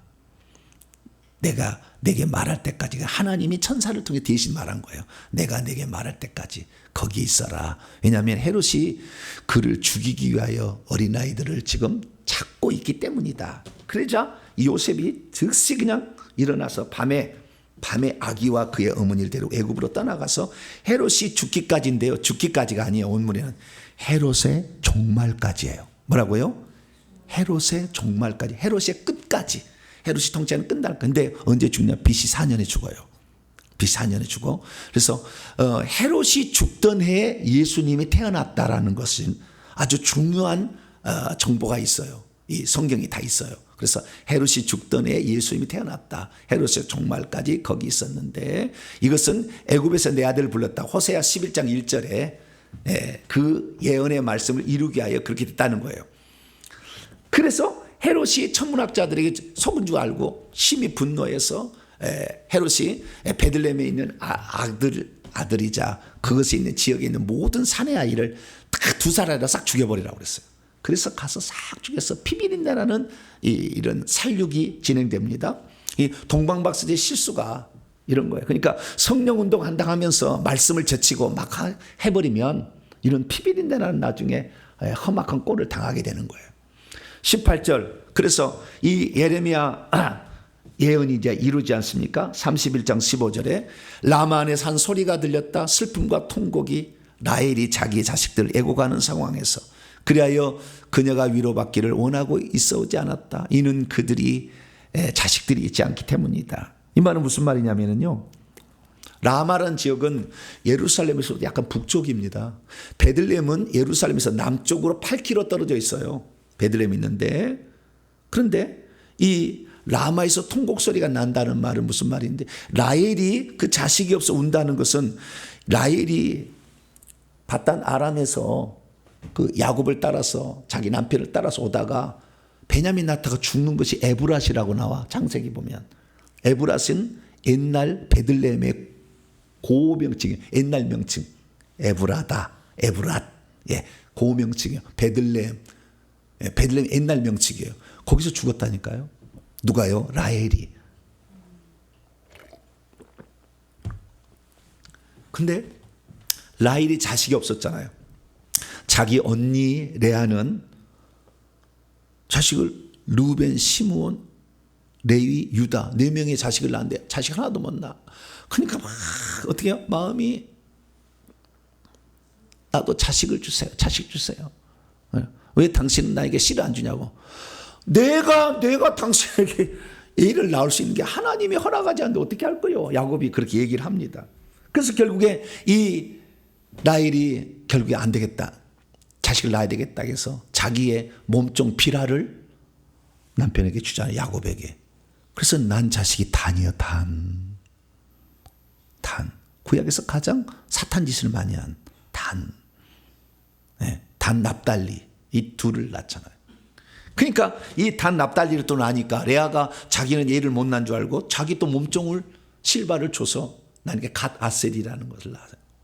갓 아셀. 그러다가 레아가 다시 또 합한채를 받아가지고 또 동침을 해가지고 그래서 난 게 이삭을 스불론이에요. 그러다가 나중에 마지막으로 라헬이 2명의 자식을 낳았으니 요셉과 베냐민. 그러니까 라헬이 애를 못 낳는다고 밤새 울었다는 거예요. 아이가 없다고 밤새 울었는데 라헬의 통곡 소리가 아이가 없다고 울었는데 아이가 지금 죽는다고 웃잖아요. 근데 그것은 라마에서 통곡이라 그러잖아요. 이건 예레미야예요. 예레미야는 뭐냐면 이스라엘 민족이 바벨론의 포로로 잡혀가서 거기에서 통곡하는 거예요. 바벨로 잡혀가면서 통곡하는 거예요. 그 어떤 거냐면 남유다가 멸망을 해서 포로로 잡혀가면서 그 길을 가면서 예루살렘에서 그 길을 가라 라마에서 통곡을 한 거예요. 이스라엘 사람들이. 왜? 이 나라는 이제 끝났다. 왜? 왕도 다 죽고 이제는 이 나라가 다 끝났으니 우리의 자식들, 우리의 미래는 없다고 막 슬퍼한 거예요. 그래서 라헬이 우선 자기 자식이 없다고 슬퍼한 거, 네, 그것도 포함하면서 남유다가 멸망돼서 이제 우리 자식도 없고 왕의 자식도 없었으니 끝났구나라고 슬퍼하는 것들이 어떻게 해요? 베들레헴에서 일어났다라는 것을 여기서 성경에 예언이 성취를 이뤘다 얘기를 한 거예요. 그리고 19절입니다. 헤롯이 죽은 후에 헤롯이 이제 죽었어. 얼마 후에. 이 비밀은 제가 다음에 대강절 설교 때 얘기를 할게요.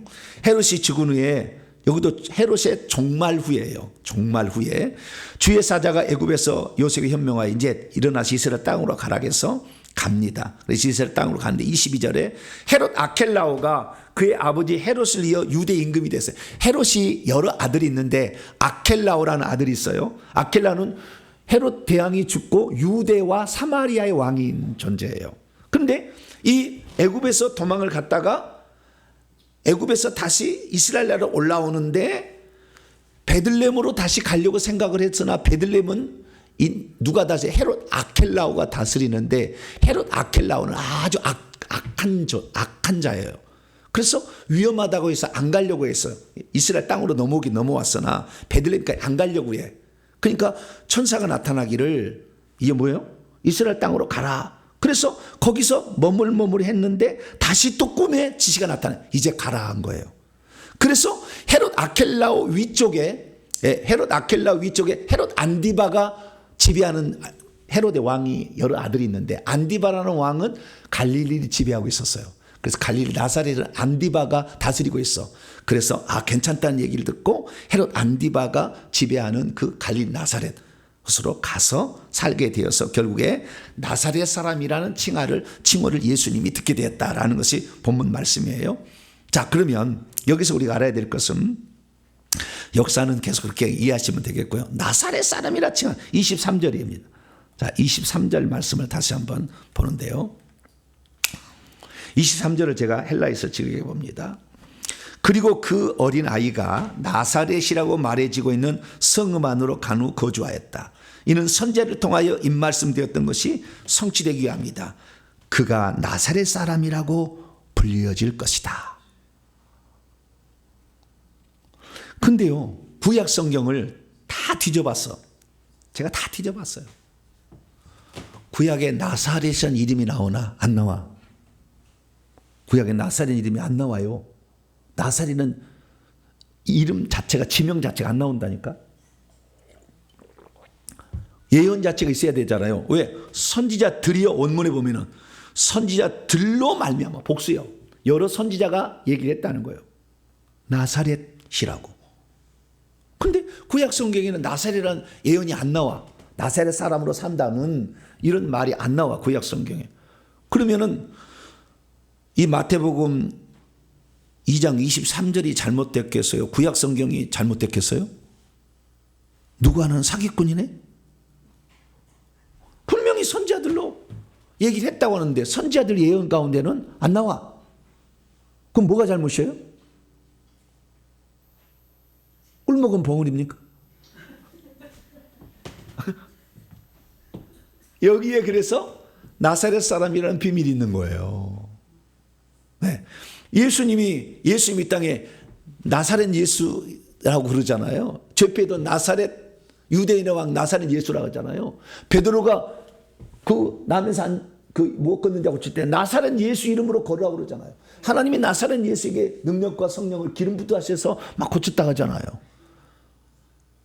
나사렛 이단의 괴수라고 바울을 사람들이 그렇게 책망하잖아요. 전부 나사렛 나와. 근데 나사렛 말이 정작 구약 성경에는 예언으로 안 나온 듯이 나오는 거예요. 그러면 무엇을 가지고 이 마태라는 사람은 구약 성경의 예언이라고 얘기를 했을까 하는 거예요. 찾아봐야지 그것이. 찾아봤더니 나와요. 히브리어로. 뭐라고요? 한글로는 안 나와. 히브리어로 나와. 자, 이사야 11장.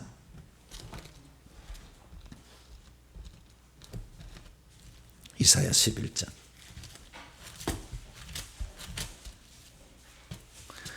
이사야서를 제가 강의를 해놨어요. 이사야서 강의를 들어보세요. 엄청납니다. 이사야서. 와, 신약의 복음서예요. 신약의 사복음서예요. 구약의 사복음서를 이사야서라고 그러는 거예요. 엄청납니다. 이사야서는. 자, 이사야서 11장 1절에 나와요. 11장 1절. 시작. 이새의 줄기에서 한 싹이 나며 그의 뿌리에서 한 가지가 나서 결실할 것이요. 자, 이새의 줄기에서 한 싹이 나며, 이 싹이라는 말을 히브리어로 호테르라고 해요. 호테르. 뭐라고요? 하나의 싹, 호테르가 난다. 됐고. 그 다음에 그의 뿌리에서, 이새의 뿌리에서 한 가지가 난다. 가지라는 말은 넷제르예요. 뭐라고요? 넷제르가 나서 결실할 것이요. 이 넷제르라는 말에 자음만 하면은 나사렛과 똑같아요. 발음을 나사렛, 모음을 어떻게 붙이냐에 따라서 넷제르가 되고 나사렛이 되는 거예요. 그래서 분명히 선지자가 얘기했다잖아. 그럼 선지자가 얘기를 해야 돼요, 안 해야 돼요? 해야 되겠지. 어디서 보고 쓴 거니까. 네, 없는 걸 찾아내야 되는데, 그래서 찾아낸 것이 결국에 두 가지 가능성을 찾았는데, 첫 번째는 넷제르라는 거예요. 넷제르다. 그럼 넷제르라는 건 뭐냐? 넷제르는 호텔이라고 약간 다른데요, 둘 다 가지를 지칭하는 거예요. 자, 제가 그래서 여러분 이해를 위해서 그림을 가져왔습니다. 이스라엘의 목자가, 양을 치는 목자가 있는데, 이 이스라엘 목자는 두 가지를 가지고 다녀요. 하나는 지팡이하고 막대기를 들고 다녀요. 지팡이는 양떼를 인도하기 위한 것이고, 막대기는 사자나 곰이 나타나면 치려고 막대기를 쓰는 거예요. 아시겠죠? 지팡이는 뭐요? 양떼를 인도할 때 이렇게 쓰는 거예요. 그런데 그 막대기나 지팡이, 목자가 쓰고 다니는 지팡이를 뭐라 하면 넷제르라고 하는 거예요. 넷제르로 만들어, 넷제르를 하지는 않지만 넷제르로 만드는 것이고, 그 다음에 막대기, 이 막대기 허리춤에 차고서 양떼를 해치는 이 곰이나 사자가 나타나면 그걸 후려치는 거예요. 호테르. 그걸로 만드는 거예요. 그럼 호테르는 뭐냐? 가운데 보게 되면은요, 이 나무에서 중간에서 이렇게 올라오는 거예요. 나무 위에서 중간에서 올라오는 것을 호테르라고 해요. 그래서 그것은 뭉뚱그려진 시작 부분이 뭉뚱그려져서 그냥 그걸로 대가리를 쳐버려. 저 사자에. 그 뭉뚱그리를 이거 만들어가지고. 그러나 넷제르 지팡이는 땅에서부터 올라오는 가지예요. 이건 이제 잘못 그려진 거예요. 잘못 그려진 거예요. 땅에서 올라오는 가지예요.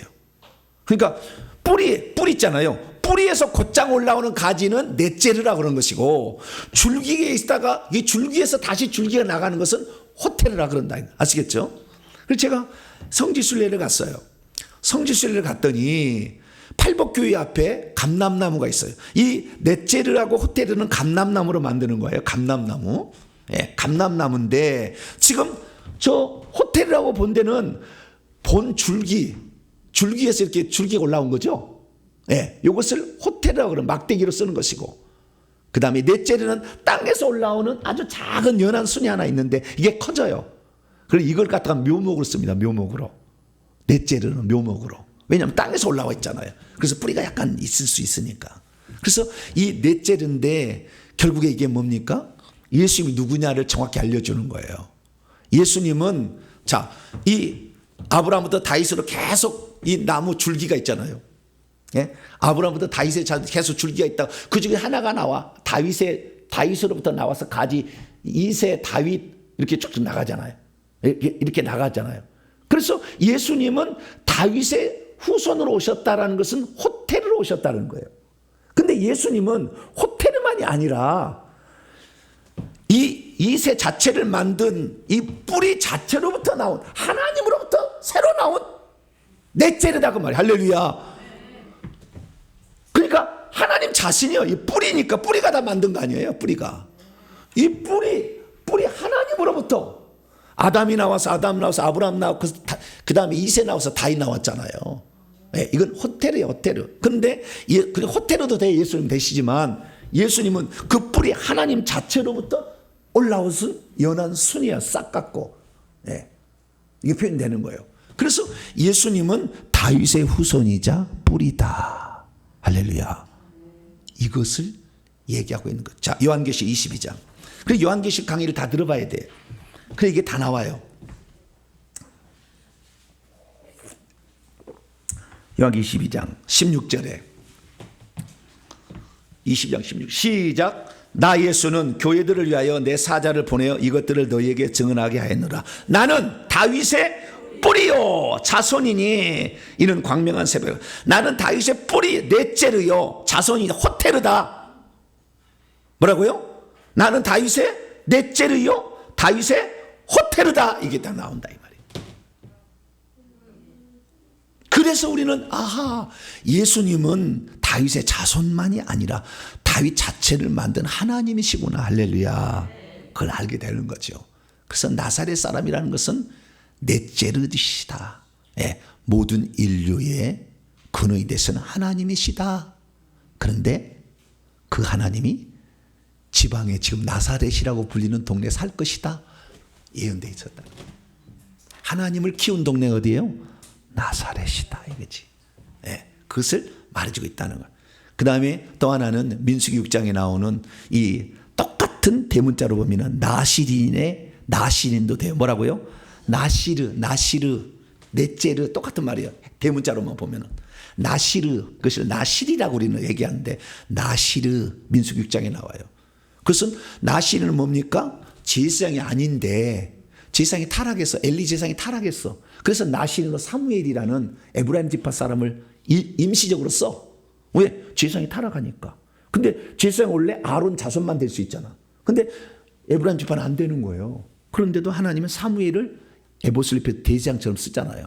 그래서 나시린이라는 말은 하나님께 구별된 자라는 뜻이에요. 구별된 자라는 뜻인데 이 나시린은 원래 자격이 없는데 특별하게 그 직분을 감당하게 하는 거예요. 그래서 예수님 원래 유다 지파로서 제사장이 될 수가 없어. 근데 예수님은 멜기세덱의 반차를 따르는 제사장이 돼서 나시린으로 제사장이 되어버린 거예요. 할렐루야. 유다 지파는 왕만 나오게 돼 있는데 예수님이 나시린으로서 어떻게 해요? 제사장 역할에서 대제사장이 된 거지. 할렐루야. 그래서 우리의 죄를 집례해서 돌아가셨다는 거예요. 그래서 이 나시르라는 말에서도 이것을 근원을 찾을 수가 있고 넷제르라는 말에서도 이것을 근원을 찾을 수가 있고 마지막으로는 예수님이 나사렛 사람이라 칭한다는 의미는 요한복음 1장 마지막 세 가지 의미가 있는 거예요. 그래서 이 의로운 가지 그것은 예레미야 23장 5절 예레미야 선지자도 의로운 가지가 올라온다고 그래. 그 다음에 스가랴 3장 8절에도 내 종 싹이 올라온다 이렇게 얘기하므로 여러 선지자들이 얘기했다는 걸 말해주고 뿐만 아니라 이런 의미도 있어요. 요한복음 1장 마지막입니다.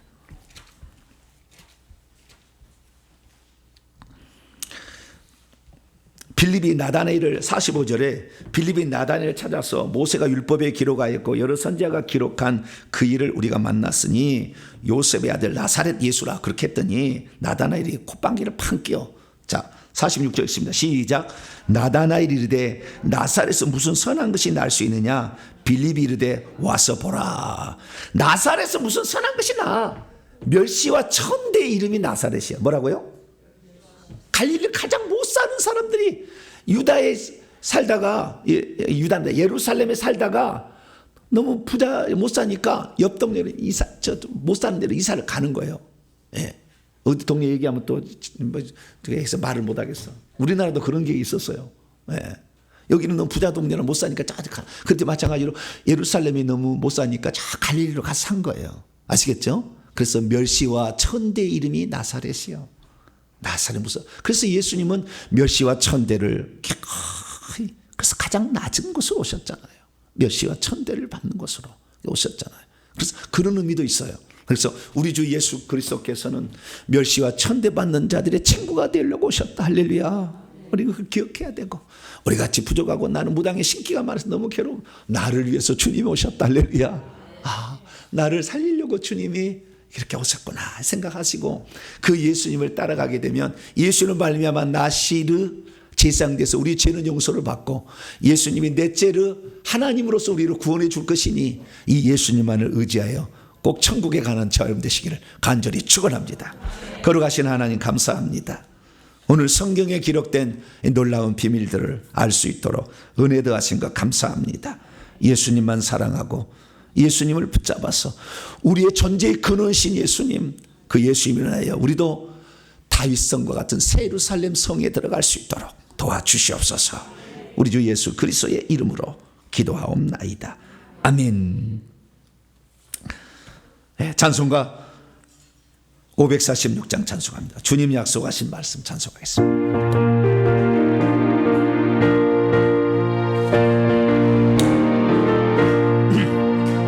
주님 약속하신 말씀에서 영원토록 주를 찬송하리라.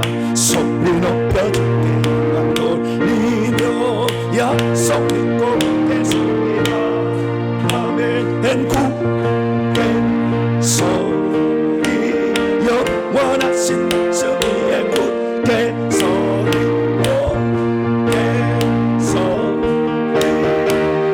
말씀 위에 굳게 서리라. 주님 약속하신 말씀 위에서 세상 영연하게 엄성할 때에 용감하게 서서 이며 약속 믿고 굳게 서리라. 굳게 서리 영원하신 말씀 위에 굳게 서리.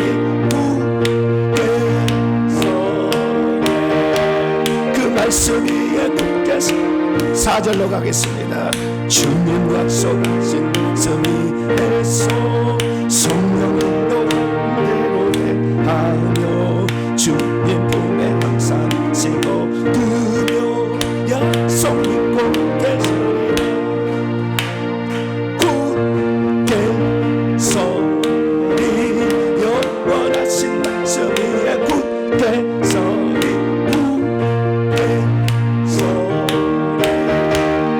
말씀 위에 굳게 서리. 할렐루야. 예, 목소리도 한계가 있어가지고 갈수록 목소리가 이상해져가지고 인간인지라. 천사는 목소리가 달라지게 안 달라지겠어요? 안 달라지지. 우리는 피곤할 수 있으면 감사해야 돼요. 야, 우리 인간은 피곤하지만 수고한 대로 복을 주신 할렐루야. 네, 목을 빨리 고쳐야 되는데 이게 잘 안 낫네요. 목감기가 온 것 같아요. 네, 그래가지고 근데 어쨌든 뭐 오늘 새벽에도 하고 또 11시부터 하니까 한계가 온 것 같아요. 그래서 이제 좀 아껴야 될 것 같습니다. 제가 우리 성도들이 몇 분이 저한테 연락이 왔는데 제가 전화를 못 했어요. 왜냐하면 제가 기도하면 적당히 기도하지 안 하거든. 그럼 아예 못 써버릴 것 같아가지고 어제도 꾹 참느라고 힘들었어. 왜? 기도를 해줘야 되는데 내가 기도를 했다는 오늘 설교를 못 할 것 같더라고. 그래가지고 제가 그분들 그래서 오늘 제가 끝나고 해드린다고 했는데요. 어쨌든 이 목소리도 상당히 중요하다는 건데요. 저도 잘 보존해서 이런 일 없도록 더 노력하도록 하겠습니다. 자, 교회 소식 전합니다. 금요 기도에 이번 주부터는 전투방언 기도, 전투방언 기도에 대한 새로운 전환을 제가 이번에 할 거예요. 아주 금요일 아주 중요한 말씀 전할 거예요. 전투방언 기도만 하면은 나가 떨어져. 전투방언 기도 하면서 해야 될 아주 중요한 방언 기도를 제가 오늘 이번 주에 소개할 겁니다. 금요일날. 그리고 실습을 하게 될 거니까 그러면 여러분의 영권을 올릴 수 있고 영의 에너지를 올릴 수 있는 방법을 이론과 실제를 경험하게 할 거예요. 그래서 이번 주 금요일날은 그렇게 하시고 오시기를 바랍니다. 다른 사항은 참조하시길 바랍니다. 예물 드렸습니다. 황영서 집사님, 이미자 집사님, 김재숙 목사님, 태하준님, 김경수님, 그리고 송미라 권사님. 등록도 하셨군요. 네, 송미라 권사님, 안성에 사시는 잠깐 자리죠. 예전에 오셨었는데요. 자, 박수로 환영하도록 하겠습니다. 송미라 권사님, 새로 등록하셨습니다. 감사를 드립니다. 이 시간 우리가 잠깐 기도할 때 성경을 알면 알수록요 주님을 안 믿을 수가 없어. 와. 하나님이 모든 것을 일거수일투족을 다 하셨구나. 얼마나 균형이 있습니까? 유대인과 이방인의 경배를 받으시러 이 땅에 오셨다는 것을 다 알기 위해서 이 유대인의 경배는 누가복음에, 이방인의 경배는 마태복음에 다 이렇게 해놨잖아요. 우리의 모든 삶에 우연은 없습니다. 이 말씀을 듣고 있는 것도 우연이 아니에요. 여러분 이 말씀을 잘 알아서 우리 주님 전하라고. 할렐루야. 네, 그렇습니까? 내가 먼저 변화돼서 회개해서 이 악한 일로부터 자유케 얻어서 예수님 소외되고 병들고 고통받는 자를 치료하고 오셨으니 내가 반드시 치유함 얻어서 다른 사람 고통받는 일을 도와줄 수 있도록 나를 도와달라고 주 한 번으로 한번 기도하도록 하겠습니다. 주여 아버지 하나님, 진심으로 감사를 드립니다. 우리가 이 땅에 살 때 어찌 우연이 있겠습니까? 말씀 한마디 들어도 하나님, 그 말씀 속에 엄청난 비밀들이 들어있고, 우리 하나님이 얼마나 이방인 유대인 균형 잡게 우리를 사랑하시고, 아버지 말씀과 이상이 함께 가야 된다는 것, 성령과 말씀이 함께 가야 된다는 것을 또 우리에게 알려주시며, 아버지 악한 자들은 오늘도 자기의 권력 유지를 위해서 사람을 해치고 죽이는 일을 한다는 것을 보게 됩니다. 하나님, 우리는 아버지 주의 뜻을 이루기 위해서 오늘도 아버지 주의 말씀에 순종하며 살아가는 복된 자가 되게 도와주시고, 오늘도 예수님을 증언하고 아버지 아기 예수를 보존하기 위해서 아버지 그렇게 아버지 힘들었던 여정이지만 기꺼이 그 일을 감당했던 요셉처럼 우리 또한 예수 그리스도를 이 땅에 보존하기 위하여, 이 땅에 예수 믿게 하기 위하여 우리가 아버지 기도하고 헌신해서 아버지 이 땅에서는 예수 믿는 것이 불법되지 않는 세상이 될 수 있도록 도와주시고 함께하여 주옵소서. 내가 먼저 아버지 병든 것에서 아버지 귀신의 고통 속에서 해방받아서 아버지 오늘도 귀신과 질병에 시달린 사람을 건져낼 수 있는 그런 자가 되기를 원합니다. 하나님 도와주셔서 우리와 함께하여 주시어서 내가 회개하여서 이 악한 영을 뿌리 뽑고, 하나님 이 악한 영을 내보내서 아버지 약한 자들 도와줄 수 있는 권세 있는 자가 되게 하시고, 전도 방언 기도를 통하여 영의 에너지를 높여서 아버지 오늘도 고통에 시달린 자들을 건져낼 수 있는 저희들 되기를 원합니다.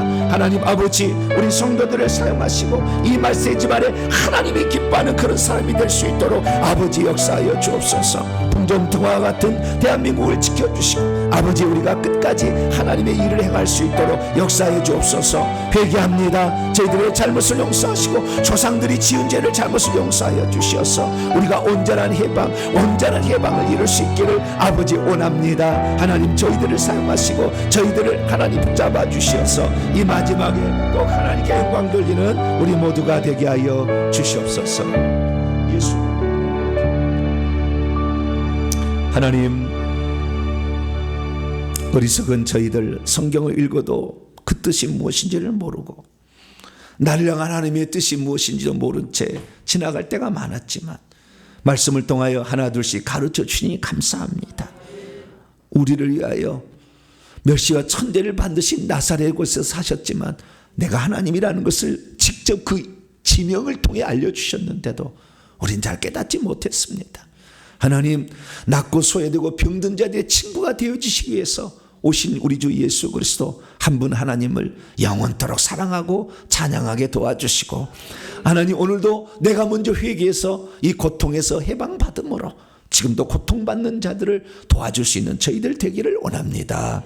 하나님, 우리의 이 일을 이룰 수 있도록 건강 주시고 회개할 마음 주시고, 하나님 회개할 때 능력을 주셔서 악한 영과 싸워 승리할 수 있는 우리 모두가 되게 해 주옵소서. 하나님께 나올 때 빈손 들지 아니하고 우리의 사랑과 정성을 예물에 담아 하나님께 바치오니 이 예물을 기쁘게 받아 주시옵고, 하나님 이 예물을 통하여 많은 사람이 천국 갈 수 있도록 도와주시옵소서. 송미라 권사님 마음에 작정하며 주 앞에 이제 등록해서 한 성도가 되게 하시니 감사합니다. 권사님을 붙들어 주시사 앞날의 모든 것들이 주님의 손길로 이끌어 주시어서 아버지 정말 요셉이 예수님과 그의 모친을 이끌고 갔던 것처럼 하나님께서 언제까지나 이끌어 주심으로 천성까지 잘 이룰 수 있도록 도와주시옵소서. 우리의 모든 삶도 하나님의 말씀의 능력을 붙잡고 기도해서 반드시 악하고 고통받는 자들로부터 건져내고 그들을 도울 수 있는 자가 되도록 역사하여 주시옵소서. 이 모든 말씀 우리 주 예수 그리스도의 이름으로 기도하오며, 이제는 우리 주 예수 그리스도의 무한하신 은혜와 하나님 아버지의 극진하신 사랑하심과 성령님의 위로교통 충만하심에 하나님의 말씀을 듣고 나도 이제 이 말씀 따라서 남을 도우며 살리라, 고통받는 자들을 건져내리라 결단하는 이 예배 참석한 모든 성도들 위해, 그리고 온라인 식구들 위해 이제와 영원토록 함께 하옵시기를 간절히 축원하옵나이다. 아멘.